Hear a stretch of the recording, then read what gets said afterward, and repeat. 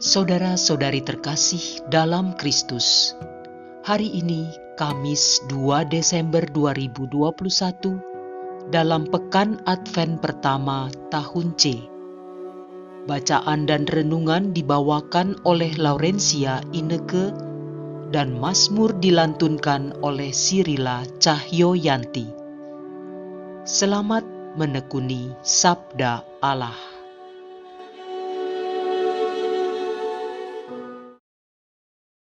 Bacaan dari kitab Nabi Yesaya bab 26 ayat 1 sampai dengan 6. Pada waktu itu, nyanyian ini akan dinyanyikan di tanah Yehuda. Kita mempunyai kota yang kuat. Tuhan telah memasang tembok dan benteng untuk keselamatan kita. Bukalah pintu-pintu gerbangnya, agar masuklah bangsa yang benar dan yang tetap setia. Engkau menjaga orang yang teguh hatinya dengan damai sejahtera, sebab ia percaya kepadamu. Percayalah kepada Tuhan selama-lamanya, sebab Tuhan Allah adalah gunung batu yang kekal.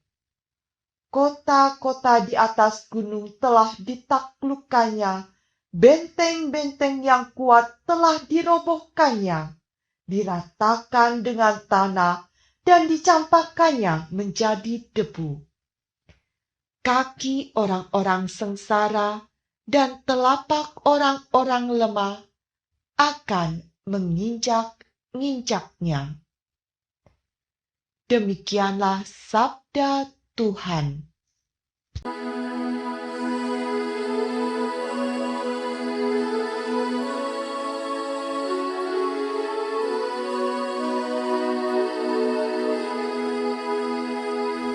Diberkatilah Dia yang datang dalam nama Tuhan.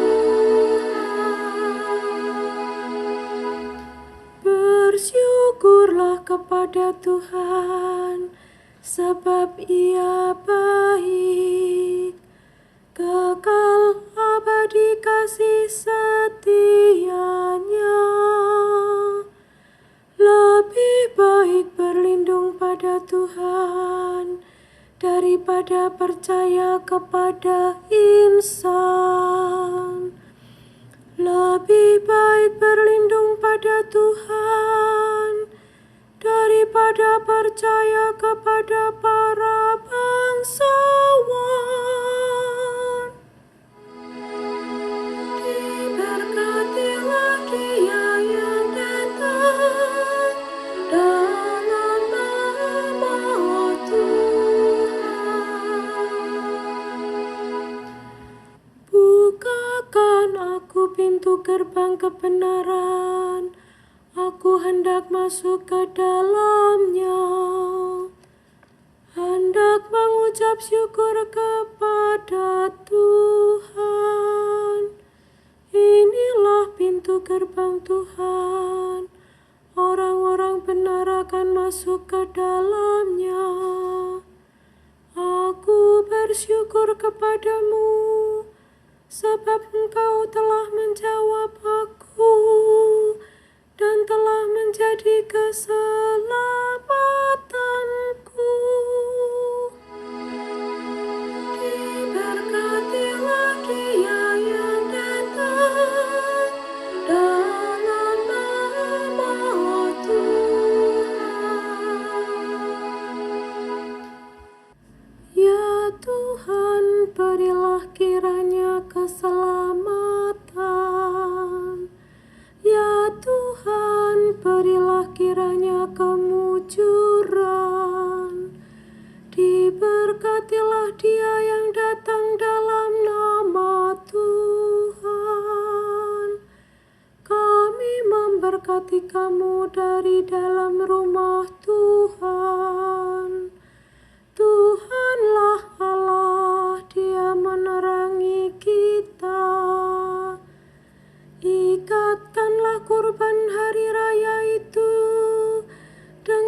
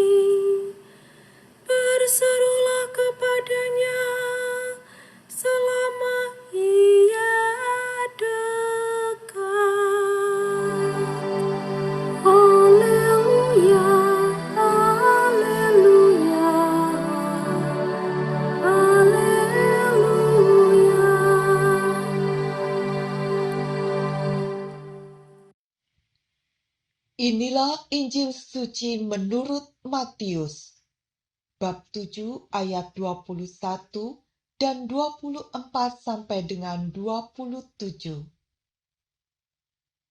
Pada suatu ketika Yesus bersabda kepada murid-muridnya, "Bukan setiap orang yang berseru kepadaku, 'Tuhan, Tuhan,' akan masuk kerajaan surga, melainkan dia yang melakukan kehendak Bapa-Ku di surga.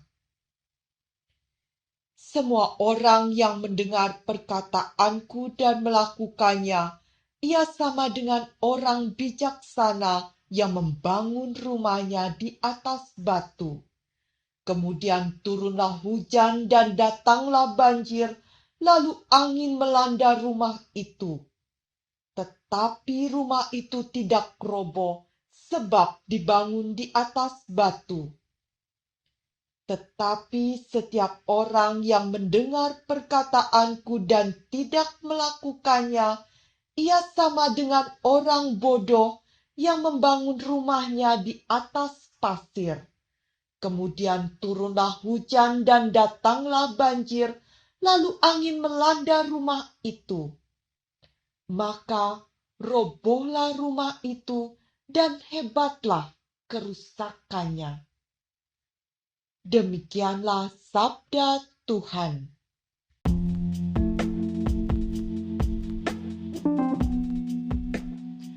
Mendengarkan dengan hati.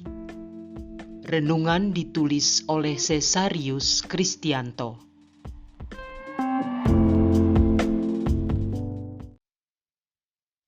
Bapak, Ibu, dan saudara-saudari yang terkasih, setiap orang yang percaya kepada Tuhan hendaklah menaruh hidupnya kepada perintah dan ajarannya. Sebab ajaran Tuhan seperti pelita yang menerangi langkah manusia ketika kegelapan melanda kehidupannya. Ajaran Tuhan merupakan pedoman dan tuntunan untuk menemukan arti dan makna hidup yang sebenarnya. Matius dalam Injil hari ini menegaskan bahwa orang yang percaya kepada Tuhan dengan mendengarkan perkataan dan melaksanakan ajarannya merupakan orang yang bijaksana. Kita semua tahu bahwa ada perbedaan yang jelas antara mendengar dan mendengarkan. Mendengar jauh lebih sederhana daripada mendengarkan. Ketika saya mendengar orang lain, saya mendengar kata-kata dan isinya saja. Namun saya mungkin tidak mendengar lapisan emosi atau makna yang coba disampaikan oleh individu tersebut. Ketika kita benar-benar memperhatikan apa yang dikatakan orang lain, kita tidak hanya mendengar kata-kata mereka, melainkan kita juga memperhatikan nada suara mereka, ekspresi wajah, tingkat kecemasan, atau rasa tenang mereka. Kita juga mungkin mengerti apa yang tidak mereka katakan. Sebagian besar hari kita dihabiskan untuk mendengarkan apa yang dikatakan orang lain. Sebagian besar percakapan kita adalah percakapan fungsional. Namun, apakah kita mengenalinya ketika orang lain membutuhkan kita untuk benar-benar mendengarkan mereka? Mendengarkan dan melaksanakan ajaran Tuhan adalah seumpama orang bijaksana yang membangun rumah di atas batu, sehingga tidak roboh ketika badai dan banjir melanda. Sedangkan orang yang mengabaikan ajaran Tuhan adalah orang bodoh. Mereka membangun rumah di atas pasir. Ketika banjir datang, rumah mereka hancur karena tidak kokoh. Ajaran Tuhan adalah dasar yang memungkinkan kita bertahan hidup.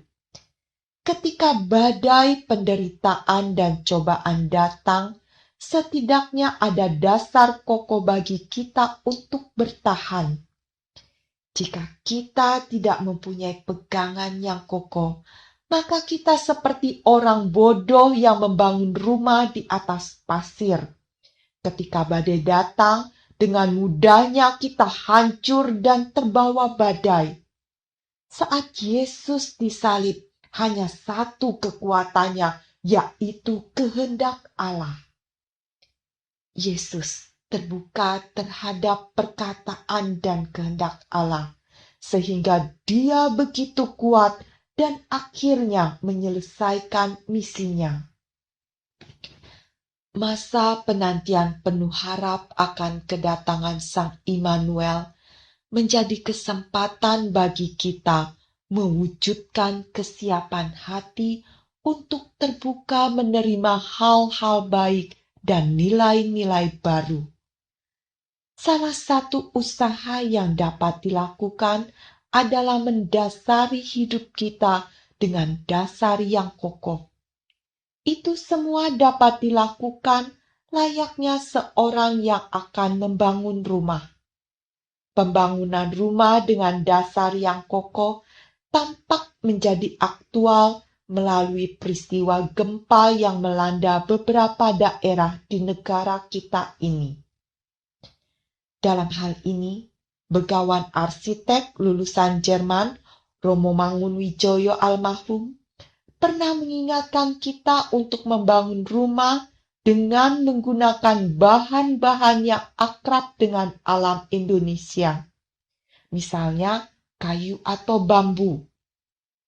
Romo Mangun membawa kita kembali pada kearifan lokal warisan nenek moyang. Kita bisa melihat hasil karyanya, rumah-rumah di bantaran Kali Code, serta beberapa rumah gaya Jawa dan gaya campuran yang ternyata tahan gempa dan natural. Dengan konsep pembangunan rumah ala Romo Mangun, kita juga diingatkan untuk peduli kepada alam semesta tempat kita hidup, untuk peka dan tidak membangun hanya sekedar berdasarkan tren zaman. Belajar dari semua itu, bagaimana kita membangun kehidupan kita. Kekokohan hidup kita senantiasa akan diuji oleh berbagai hal. Siapkah kita bila diri kita sewaktu-waktu roboh dan menghadap Bapa? Injil hari ini termasuk bagian yang sangat familiar. Sekali lagi Yesus berkhotbah tentang kerajaan surga. Dia memberitahu para pendengarnya bahwa siapapun yang memperhatikan firman-Nya dan kemudian bertindak berdasarkan firman-Nya akan membangun rumah mereka di atas dasar batu karang. Saat ini dilakukan gerakan sinodalitas untuk bisa terjalin kerjasama saling mendengarkan dan saling menghargai pendapat. Karena kita semua membutuhkan seseorang yang akan melakukan lebih dari sekedar mendengarkan kata-kata kita. Kita membutuhkan individu dalam hidup kita yang meluangkan waktu untuk benar-benar mendengarkan kita. Yesus juga ingin kita mendengarkan Dia. Dia ingin agar kita benar-benar memperhatikan apa yang dikatakan. Dalam peraturan sucinya, Santo Benediktus menginstruksikan kita, dengarkan dengan telinga hatimu. Mendengarkan dengan telinga kita adalah perilaku alamiah. Namun, ketika mendengarkan dengan hati, kita sepenuhnya hadir dan memperhatikan orang lain. Maka hari ini, Yesus mengundang kita untuk mendengarkan dengan penuh perhatian, dengan telinga hati kita. Akankah kita meluangkan waktu dan memberikan perhatian yang Dia inginkan? Semoga Allah yang Maha Baik melimpahkan damai sejahtera kepada keluarga kita masing-masing, agar kita dapat semakin dekat dengannya dan selalu melaksanakan kehendak-Nya. Mari kita isi masa Advent ini untuk lebih setia mendengarkan dan mendukung gerakan sinode dengan cara memberi perhatian secara aktif dalam suasana percakapan rohani. Tuhan memberkati.